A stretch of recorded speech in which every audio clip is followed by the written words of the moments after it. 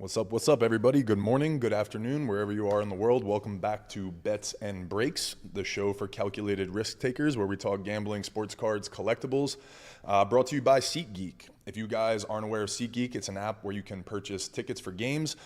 If you guys have not used it or downloaded the app, when you guys do and you want to purchase your first ticket for your first game on the app, you can use my last name, spelled Ranaudo, for $20 off your first purchase. So make sure you guys go check that out, download the app. It's a great app, and pretty much every sporting event, concerts, all that kind of stuff is on there. So check them out. I'm excited today because we have our new look, our new feel, Bets and Breaks. If you guys have been following with us, first and foremost, thank you guys. If you're not, please hit that like, subscribe button, share it with friends that are degenerates and gamblers and like to break cards and collectibles and that kind of stuff. But if you guys know, Abby was usually with me on the set, but I am solo now. And I'm excited about it because we have a show structure. Abby's really going to be killing the LSU Valley Vision content. And, you know, we're going to be able to talk about some nerd stuff here with gambling and sports collectibles. So we're going to start off with some current events around the collectibles world. If you guys don't know about Rally, it's a really cool alternate investing, fractional investing app. So what that means is if there's a Michael Jordan card that sells for $100,000, they might offer it on their app and you might be able to buy $100 worth of that card as a fractional ownership of that card. So Rally does that with all kinds of collectibles, whether it's sports cards, whether it's sports cars, luxury watches. I mean, there's all kinds of stuff that they have on their app. It's really, really cool stuff. Game used memorabilia, all that stuff. And I say it because a couple days ago, they announced that they are partnering with a really cool brand called Clubhouse Sports in SoHo, New York City. And on their social media, Rally posted on Instagram saying they are now partnering with Clubhouse Sports, and they are hosting the Clubhouse, which is a new invite-only social club and event space outfitted with the latest sports memorabilia from generations past, each with a story of triumph. Located above the Contact Sports retail store in SoHo, New York City. Now, Contact Sports is a really cool brand, I said, but it is a sex store. So interesting that Rally would put high-end game-used luxury memorabilia above this sex shop in SoHo, New York City. But I bring this up because I think it's really cool how collectibles are becoming so mainstream, and they're collaborating in different spaces. It's kind of the theme of the episode today. There's some other stuff around the collectibles news that's really cool. And it's just showing you, how these collectibles brands are kind of penetrating the market into different spaces, different industries, that kind of stuff, and putting themselves out there. So I'm anxious to see how that grows. I'm going to be following it. Rally is a really cool app. They have really cool content. So if you guys aren't following them, make sure you guys do. If you're a collectible fan, if you could do collect. And again, if you haven't downloaded the app, go check them out. You can diversify your investing, alternative investing portfolio through them, and you can build your own collectibles portfolio. It's a really cool thing. If you guys haven't heard this as a collector, anything along those lines, you guys, I don't know how you missed it, but Darren Rovell broke the news that LeBron James is now back with Topps. There was a lot of speculation about him signing with Fanatics and Topps again. Earlier this summer, Mookie Betts hit a home run. LeBron was at the game. It was in LA. They pointed at each other, and Topps made a Topps Now card. So people were saying, obviously he had to sign with Fanatics for them to use his likeness and image, that kind of stuff. And now that Bronny James, his son, is playing college basketball. He was a McDonald's All-American last year. He is in the Topps Bowman U Chrome set. And there are rumors to say that him and LeBron have a one-of-one card together. So Bron is going to be signing autographs again. So he'll be able to collect autographs, first time in 20 years probably since LeBron signed with somebody and had a signed card in some boxes of cards. So I thought that was really cool for the collectible space. I think it's really big news for our industry. And again, it creates a fun hype and experience for people to chase LeBron and that kind of stuff in his autograph. In other collectibles news, KAWS, my guy right here. He is a figure designer, artist, and he designed the Brooklyn Nets unis for the play-in tournament. He also had some branding on the court. So if you guys didn't know, the NBA is doing a in-season tournament So that way the games matter a little bit more. The superstars play every game. They're not, resting for injuries and stuff like that. It was the NBA's attempt to keep things competitive. So that way fans know when they go to look for LeBron and Giannis on the road, those guys are playing and they're not taking a day off and that kind of stuff. So they started the first games of the in-season tournament last week. So we got to see our first courts in action and the uniforms and that kind of stuff. And it was a lot of fun. Our guy KAWS designed a couple of the Brooklyn Nets uniforms. They reposted it and shared it. And like I said, his X's, which are his iconic move or signature, style, are on the Brooklyn Nets courts, and that's really cool. And they're on their waistband. I don't know, Joe. I sent the picture, but I don't know if we're going to be able to have it up on the screen. Oh, we do. Look at us. But you can see the little X's right there above. Who is that? Nick Claxton above his shorts right there on the waistband. That's the little KAWS logo right there, and it's the same logo that happens to be on the court for the Brooklyn Nets. So again, collectibles news is making a splash and innovating in different spaces, and I think it's again really cool pop culture item for KAWS, which is big in this art space and the collector space to be penetrating in the sports business space. Now this one is really fun. We're gonna dive into the breaking news, right? Wait, before you move on, this is the KAWS collectible itself right here. It is. Yeah. So yeah, we're going to talk about that for the collectible catch-up, and we're going to go over some of the P&L of that one. So yeah, we got this bad boy right here, this little KAWS action. KAWS seems to be the theme today, so. Yeah. I guess I got a little bit ahead of myself there. Oh, that's all right. I like it. Yeah, but we're showcasing this. We got a lot of pink on the screen today. We got my pink glove here.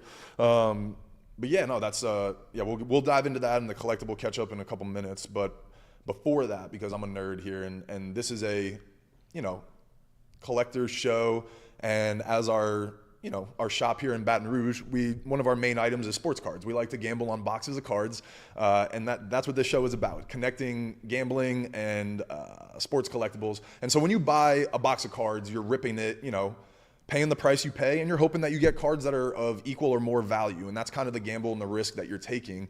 The higher end boxes have better hits, so you're gonna pay more, but it's a little bit less risky play because you're probably gonna get something better back in return. So, you can spend $25 on a blaster, but you're not gonna get autographs. You're hoping for one card to maybe pay for the box and maybe get a lucky hit, but that's a true gamble. When you're paying $500 for a box, upwards of $1,000, maybe $2,000, $5,000, $10,000, depending on the box, you're gonna get some quality stuff. And that's what we're gonna talk about here. Topps Definitive releases tomorrow at 12 Eastern time. It's one of the biggest products for Topps. Unfortunately, as a new Topps Direct account, we don't have that product yet. We haven't built our allocation up enough. But it is one of the highest end products in the hobby. And Joe, let's show that card because this is really cool. Topps released a picture of one of ones that are going to be in the set.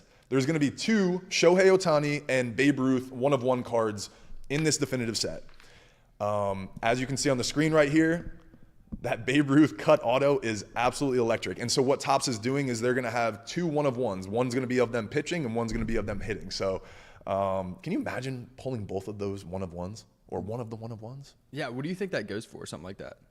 So we were talking in shop earlier. Jonah, our card specialist here at Cards and Culture, we have one of our locals and regulars that comes in here, wound up pulling a Babe Ruth cut auto, and he sold it for in between 100 and 175 grand. We don't know the exact number with fees and all that stuff, but he sent it to auction. So Shohei Ohtani and Babe Ruth on the same card, I don't know. It's got to be. I'm thinking 250 minimum. Okay. That's my guess. Yeah, even just pulling something like a Shohei like that, I would be ecstatic, but you add Babe Ruth on there. Babe Ruth auto is literally one of the most coveted collectibles in the space. It's like Mickey Mantle stuff, Babe Ruth auto. Whether it's a baseball, like Babe Ruth baseballs that are signed and authenticated are like 20 grand, 30 grand. It's nuts. So I think that's pretty cool. I'm excited to see who rips it. So part of our Bets and Breaks show here is we're going to be showing the hobby top 5. When we have these shows, we're going to try to look around the hobby and we're going to have people contribute their best hits of the night. So this is definitely going to make that cut as soon as somebody rips it. My guess is going to be backyard breaks. That's just my guess. I mean, they get all the loaded stuff. I feel like for this kind of iconic card, somehow Topps is going to get that box to them. It's just going to coincidentally be there, We'll see. It'll find its way over to Yeah, I think it's to gonna Boca. happen. Yeah, it's a Boca. All right, I want to pull this PDF up because we are going to talk about a release that happened yesterday. Today is Thursday, so Panini released Origins Football. One of the top products for football. It's one of the first products this year that you can have the rookie autographs. And the set is really cool. The hobby configuration consists of 7 cards per pack. You get 1 pack per box, and there are 16 boxes per case. Our case is going to be here today sometime, so we missed the deadline. So that's our fault. So if you guys were looking for it on release day, that's on me. Usually I will air out Panini and Topps when it's their fault, but this one's mine. So I take responsibility for that to my local buyers. So Panini Origins, we'll be ripping one in shop today. So make sure you guys check out our TikTok if you're interested in seeing what the cards look like. But they are some of my favorite ones in the hobby. I love ripping it for basketball just because you get really nice colors. There's a lot of cool inserts in it. So I'm going to read you guys the selling points a little bit. There's art-inspired juggernauts, and that's kind of what this project or this Origins product is about. There's really cool art cards, again, colors, that kind of stuff. The rookie patch autos are really sexy. Let's see. And then they have the ultra rare and hobby only blank slate, origin story, and primordial super short prints. So there's Hall of Fame ones, there's hometown roots, future fabrics, proving ground signatures, and a lot more inserts there. So again, the rookie patch autos, and this one looks really cool. So the origin story, that's my fault. I'll have it next time for the screen, but this origin story looks really nice. And again, guys, it's one of the top products in football. Jonah, you have a guesstimate on the price on that one? It's usually what?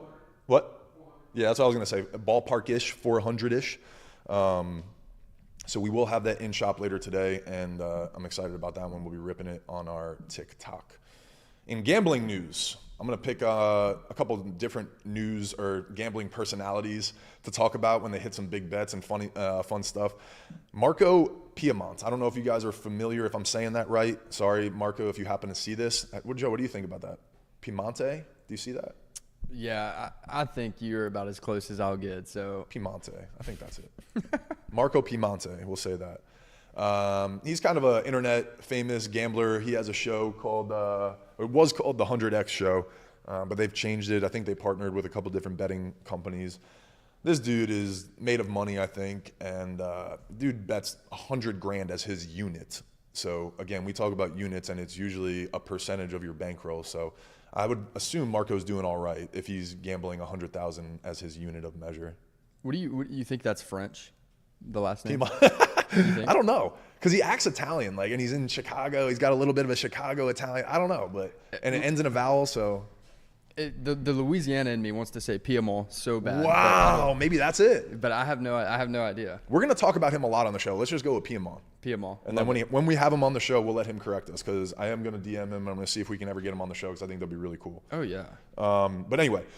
He put up a 5-leg parlay yesterday for the NBA. His first leg was the Bulls. He talked about how he wasn't crazy confident in the Bulls' money line, but he was going to the game, so he's from Chicago. He wanted to cheer on the Bulls. At the game, he live bets. So he took 60 grand on that parlay to win 4 million or something. It was ridiculous.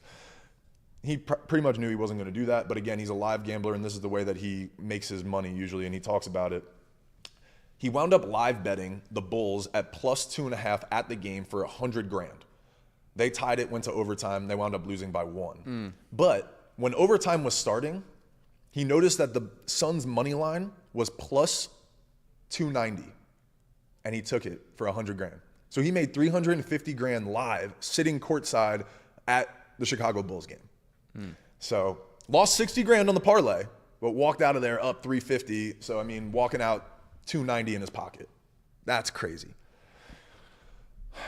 Talk about live betting. Good for him. Not me and you, right? Yeah, it's not the same as the Yerfy bet, is it? I don't think so. It doesn't hit the same. And then I'm going to shout out our friends at Calling Our Shot. Last year, we talked about them a little bit. They're a couple good kids that put out really cool daily betting content. They started, Austin, the kid, the main kid on the account, started out 18-0 for the NBA, his first picks this year. It was something stupid. So that was really cool. And then they started their ladder challenge. They did that last year. They did it for the NFL. It's really fun. And so basically what they do is they start at $10. They make 4 picks for the night. It gets you to about even odds. And in 10 days, if you hit 10 bets in a row at that, you'll be at $10,000. So they started that again the other night. They made it to leg 5, and they lost last night on leg 5.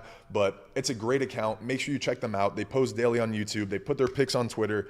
And it's just a really great community. I really like the kids. I don't know them personally, but again, their information is solid, and they back it up with stats and numbers and things like that. So I really enjoy the way they put their content out there, and that is Calling Our Shots. So make sure you guys go check them out. So had you been following them, had you been following the first 5 days, if you would have just cashed out, you'd have made what, 320? Yeah, it was 3. I think the last one was 360. It was like it was sometimes it was Yeah, like plus sometimes just a 119 or little something like bit. that. Yeah, so I think it was like plus 6, like 360 or something like that. Yeah. So you could have just done it for 5 days, 4 days, and been up a nice 360. That would have been fun. That's the move. I think you go 3 or 4 days, you pull it. You can't go broke making a profit. Exactly. You got to That's pull it. it. Sometimes you got to pull the profits. So Jonah and I talked about it last year. Is like maybe you just take a little bit off each time, and each day you just take a little bit back in your pockets. That way you cover your $10, and take a little profit here and there.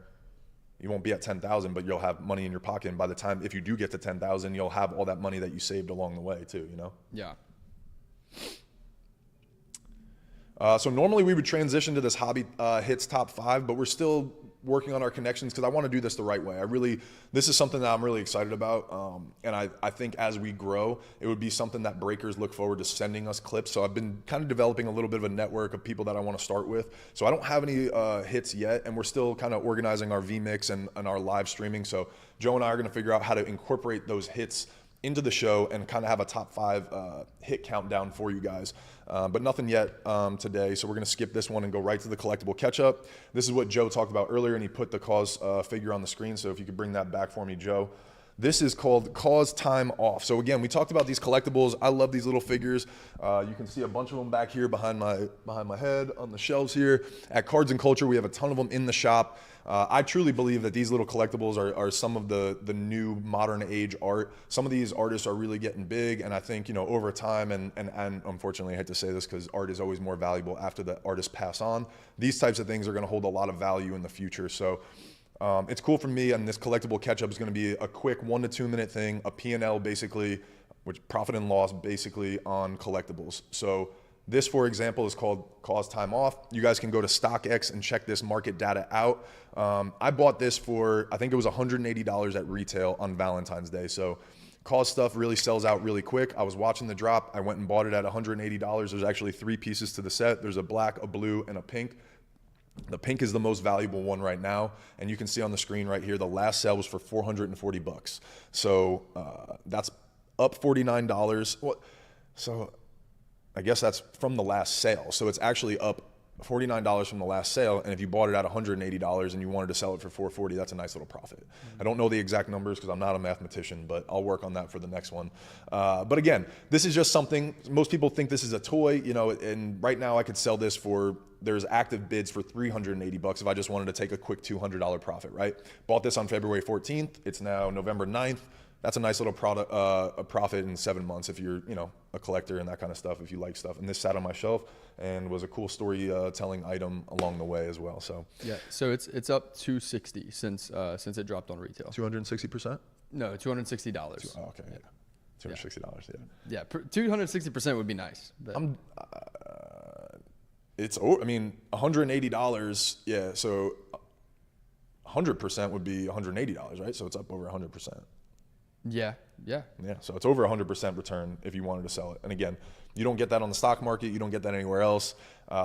This is what we talk about with alternative assets. It's a really cool thing to have on your shelf, something to collect.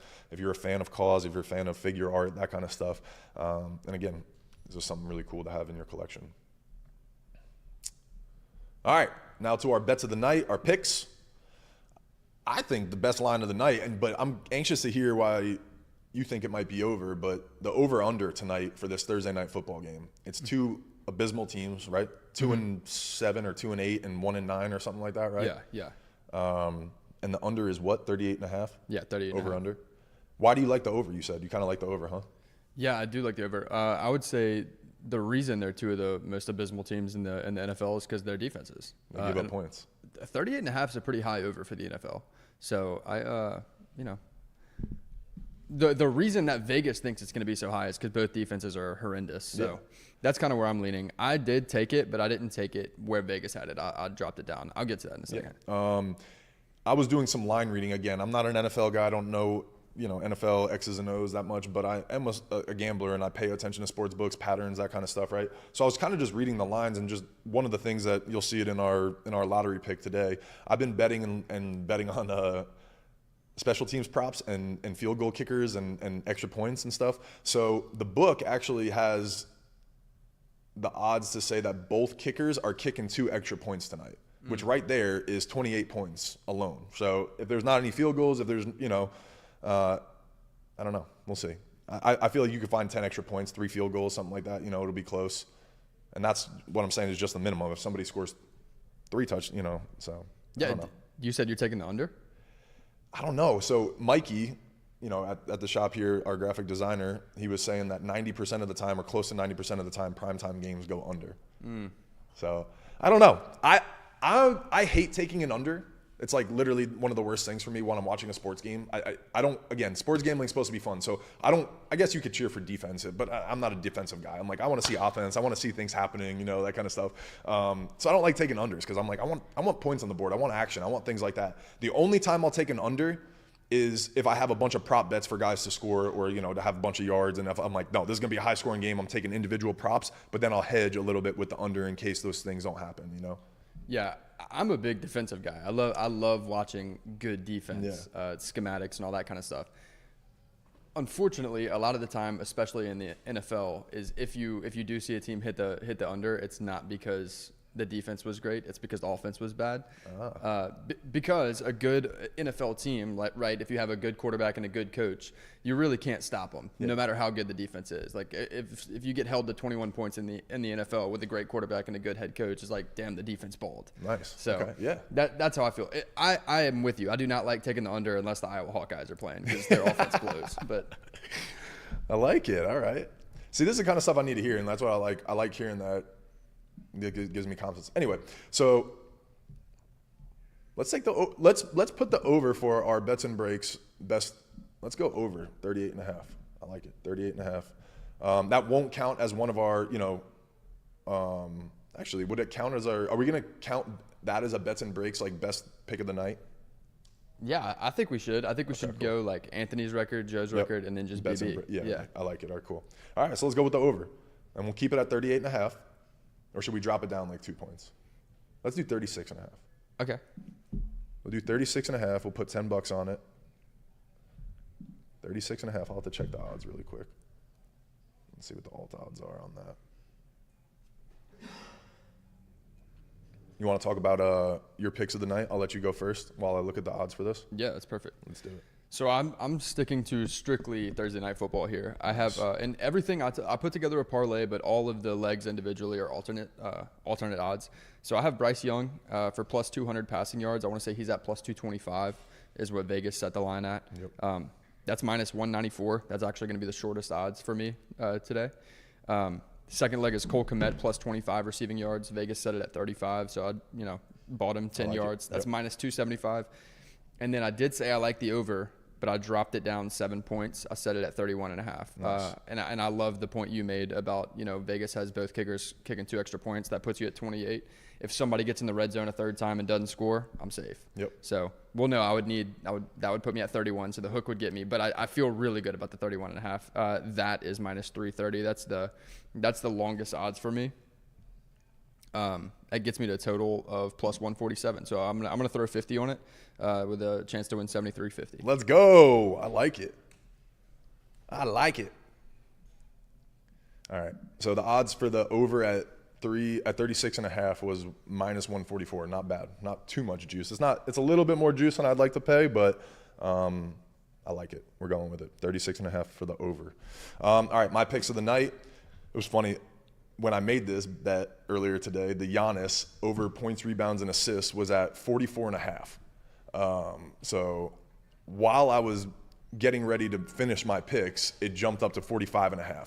I'm going to keep it at 45.5. I'm taking him. I don't know if you saw the game last night. He got ejected because he celebrated. And I just think he's gonna have a fire under his ass tonight. I think he's gonna come out and he's gonna ball. He's gonna drop 35, have 15 rebounds. So I'm taking his over. PRA, it dropped down to -105, so I liked it. I threw $25 on that. So how many? If you had to break it down to just points, where do you think he falls?